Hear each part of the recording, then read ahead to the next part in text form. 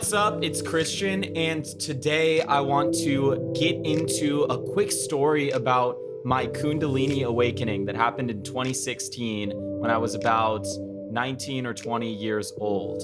So, to give you a little background on my spiritual experience, basically, when I was younger, I started meditating probably around 2014, like end of high school. And what happened was, I got really into it and I kept discovering new things about myself. I kept expanding in my awareness. I kept just becoming an all around better person and I was just loving it. So I kept learning new types of meditation. And then in about late 2015, I learned this new technique to me. It's an ancient technique, but it's an energy work technique that allows you to move energy out of your body. And that was a life changing experience for me to learn that. So this experience to me was mind blowing. I realized that anything I feel within me, I can just move it out and release that energy if I choose to. So it made it so much easier to not get stuck in different paradigms, not get stuck in different feelings because I could move through them faster. But then I started to dig deeper and deeper into my shadow, which the shadow self is what we call it. It's the part of ourself that we keep unconscious and that we don't accept into our conscious. So you can think of the shadow self as like the side of you that comes out when you're in traffic and you're mad at someone and you're like flipping someone off or yelling at them. Or it could be the side of you that maybe gets really sad sometimes when something happens to you. This is the shadow self. It's the part of us that we deem unworthy of being conscious. We say, this is not appropriate, this is not worthy, and we shove it into the subconscious. So look into doing shadow work. I'm going to make some more videos on shadow work as well. So back to the Kundalini awakening. Basically, what happened is I kept experiencing energy work and I got deeper and deeper into doing shadow work. And then one time I just uncovered a lot of energy in my shadow, a little too much, and I felt like I was going insane. So to backtrack a little bit, during that week that happened, earlier in that week, I experienced a Satori experience, which is basically an enlightenment like experience. You basically experience enlightenment for a temporary amount of time. So at that time, I kind of thought, I guess I'm enlightened now because I had complete control of my emotions. I was completely present to the moment. I could just interact with people and just move their emotions with my mind and just add value to any situation. If someone was mad at me, I could calm them down and just make them start laughing and start being more comfortable with me. I just had complete control of my emotions. And I thought it was going to stay like that, but it didn't. Let me tell you, because the spiritual journey goes up and down like a roller coaster. You're vibrating. So when you're on the spiritual journey, you're vibrating just like the vibes that you're feeling. You go up and down like this, and then hopefully you vibrate up and up and up, but you're still going to experience the dips. You're going down and up, down and up, down and up. And sometimes you go all the way down and all the way up. But what happens is your general range of energy goes higher and higher as you get better, as you get more spiritually developed. A couple of days after my Satori experience, I started to experience this darker side of my shadow than I've ever experienced in my entire life. It was really, really scary. So what happened is I just kind of kept pushing through it. I was experiencing this dark energy within myself and I kept moving and pushing through it. And what happened is I reached a point where you can almost imagine like you're digging for oil and you strike oil and then it all springs out. So basically, I struck a reservoir of negative energy that was within my subconscious and I let out too much negative energy for me to deal with. So what happened is I had a huge, massive spiritual awakening. So all of this energy started pouring out into my conscious. And I was actually at work at the time. At the time, I used to bus tables at a restaurant near my house and I was doing energy work at work. So I would be walking around bussing the tables while I'm like processing my energy. And that is not something you want to do. You can practice presence and practice gratitude while you're in a work environment or in public, but you don't want to be doing shadow work in public unless you're really confident that it's only going to help you in that situation. You don't want to do it if you are moving too much energy around. So, what basically happened was I started to experience this deep negative energy coming up from within me. And it was coming from my heart area. There's a huge blockage there that I unblocked. And then there's this reservoir of negative energy spilling out of my heart chakra. And I started to feel like I was on acid and I was dead sober. I hadn't smoked weed in weeks, hadn't drank anything, hadn't taken any drugs. No one slipped me anything. I just literally started to experience life as if I was on acid, as if I was on a psychedelic drug off of just my consciousness, because I basically unleashed all of this Kundalini energy, which, if you don't know what Kundalini energy is, it's this energy. They say it's snake like. It's like in mythology, it's a snake that's coiled in your root chakra at the bottom of your spine. And then what happens is if you awaken it, it starts to slither up and down your spine, up and down your chakra system, basically just unleashing all of the trauma that is stuck in each chakra so it can be healed in the light of your consciousness. So it's a beautiful thing. It's a very important part of the spiritual journey, but it's also really overwhelming if you're bussing a table and this starts happening to you, as you can probably imagine, because I had like 5 hours left in my shift and I started to feel like I'm on acid. So I was like, oh my God. So everything started to look scary, like it was in some scary movie. Like, in a movie when like the camera pulls back and goes down and then it's like really, really dark and there's like shadows behind people and they like get all big and like they're overarching over you. That's exactly how life felt. And there's like loud noises. It felt like everyone was yelling at me. I literally thought I was going schizophrenic. So I ended up leaving work early that night. I told my boss that I was experiencing some mental issues and he was not too happy about it because it was a really busy Friday night. So apologies to that guy. That probably ruined the night for the restaurant in a certain way, but I honestly don't really care because spiritual development is a lot more important than financial gain. So I ended up going home that night and I was telling my mom, like, I think I'm going crazy. And I was crying in her arms and she was hugging me. And it was literally one of the scariest moments of my life. And they were just telling me, no, like, everything's okay. Like, you're going to be fine. But I'm sure they were just as scared as I was. And they were just trying to comfort me.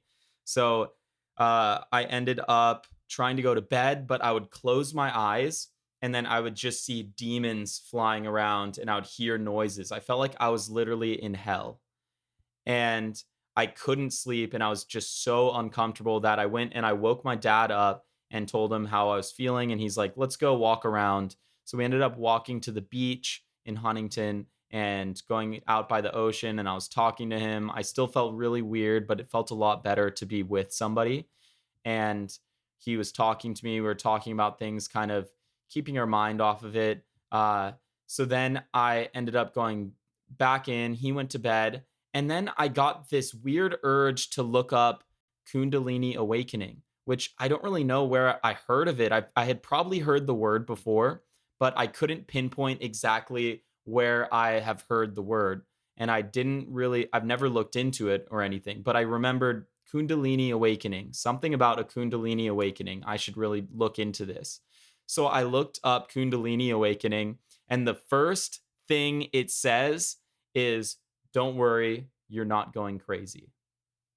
And that gave me so much comfort. And then I went and read all the symptoms of Kundalini awakening, and it was everything that I was experiencing. So instantly, a feeling of relief just set over me.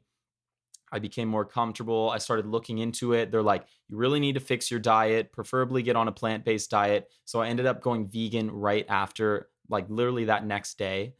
So I spent a couple hours kind of researching that, then ended up finally getting a little bit of rest. And then I woke up in the morning, I remember, and my dad and his friend were going to go surfing. So I decided I would join them. And I went out in the water with them. And I was still really in kind of this unstable, kind of feeling really almost insane state of mind. But I decided, okay, I'm out in the ocean right now. I'm just gonna paddle around. I'm going to feel the way the water feels on my hands. I'm going to look around, listen to the sound of the waves crashing. I'm going to surf these waves. And I ended up getting into this insanely deep flow state. And if you don't know what a flow state, it's basically when your thinking mind shuts off and you become one with your activity, whatever action you're taking, and you just become perfectly unified with the action. So I was perfectly unified with the action of surfing. Normally, I would have to paddle really hard to catch a wave, but I was so unified with the movement of the energy of the wave that I would just take one or two paddles, pop up, and just perfectly surf the wave. And I've surfed better than that in my life because I was on a longboard and I wasn't doing like tricks like on a shortboard, but I've never felt as in tune to the ocean as I did then. So then things just kept getting better and better out there. Even my dad's friend commented like, Christian's kind of scooping up all the waves. Like, what's he doing? Like leave some for us. So I kept surfing. And then when I decided to go in, I was feeling amazing. I was feeling high off of life. And I came in and I remember I saw my neighbor and he was walking up to me, and for some reason, so he was probably like 30 at the time. But he walked up to me and I could just see like the pure innocence in his face. And his face kind of looked like a baby's face. And then I was talking to him like, hey, how's it going? Yeah, the waves were pretty good. And then we all just turned towards the ocean and we look out across the sun beautifully rising over the the ocean, and the sun is just shining on the ocean. And right as I look to the ocean, four dolphin out, just jump out perfectly right in the rays of the sun. It looked like a piece of art. And I literally got chills down my spine. And then I started walking in, and the sand in Huntington just it's like a yellowish white sand, but for some reason the sand looked orange to me. It looked like this weird bright shade of orange. And then all of the plants on the beach looked intensely vibrant green. The sky looked this beautiful, this this extremely light baby blue that was just vibrant and shining. And I went down and I was just sitting on the deck, and I was in what we call 5D. So I had temporarily ascended to 5D, and I was just in this blissful state. I felt like I was in heaven on earth, but still within me there was this kind of negative feeling. So I decided, okay, like I feel great right now. I think I'm able to now process the rest of the energy that I feel in my stomach, heart area. So I started trying to process it, and then boom, right back into the hellish realm. So I just dropped right back from a really high dimension just into this weird state of like uncertainty and being afraid of going crazy. And so basically over the next month or two, so that day actually I decided to go vegan because while I was in that hellish state, I would eat a pure nice fresh salad and I would start to feel back into that higher realm again. So I essentially was just for the next month or two just vibrating up and down between these extremely high states of consciousness down to these low hellish realms. And it took me a while to stabilize.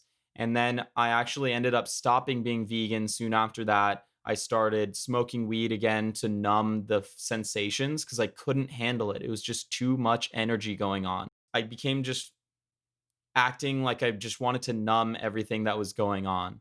And I actually kind of descended into a kind of darker phase of my life where things were more stable than they were during that time, but I really wasn't seeking spiritual enlightenment. I wasn't seeking progressing forward in the ways that I knew I should and I knew I could.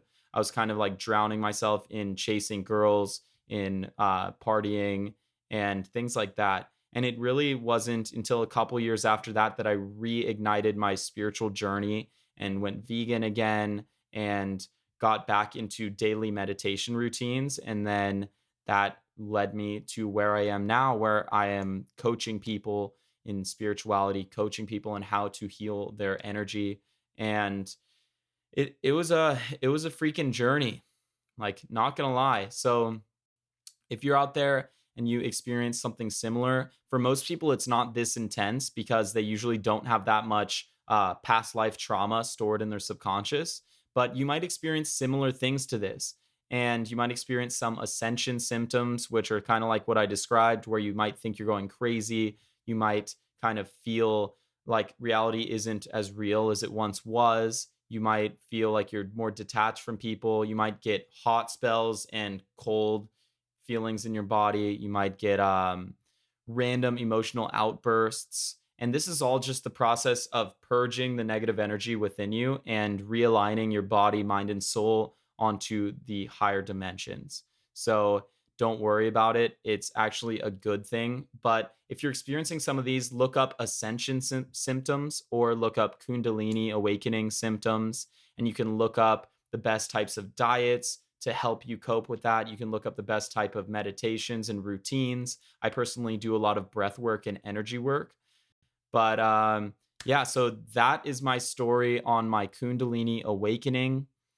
It was a wild, wild journey, but now I'm much more stable and I often still reach those higher realms and life is good. So if you're going through a spiritual awakening and you're having a tough time, just know me and many other people have gone through it and it is definitely completely 100% worth it.